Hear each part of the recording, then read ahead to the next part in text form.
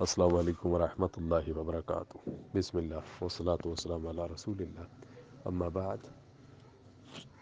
اگر ایک شخص دائمی مریض ہے تو اس کے اوپر ہر روزے کے بدلے فدیہ دینا ہوتا ہے،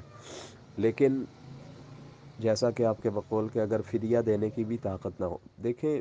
بہت کم لوگ ایسے ہوتے ہیں کہ جن کے پاس فدیہ دینے کی استطاعت نہیں ہوتی۔ عام طور پہ ایسے ہی ہوتا ہے کہ انسان غریب بھی ہو تو اس کے پاس کچھ نہ کچھ ایسا موجود ہوتا ہے، انکم سورسز یا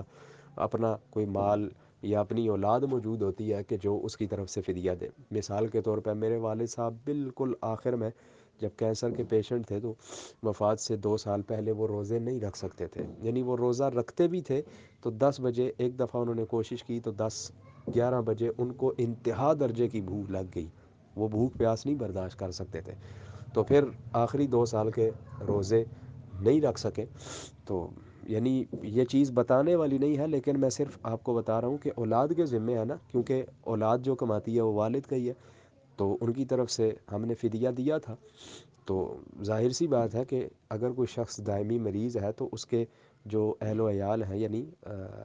بیٹا ہے ایک ہے دو زیادہ ہیں، تو ان کی یہ ذمہ داری ہے کہ وہ اپنے والد کی طرف سے، لیکن اگر اس کا کوئی بھی نہیں ہے اور مال و دولت بھی نہیں ہے تو پھر لا یکلف اللہ نفسا الا وسعها۔ اللہ رب العزت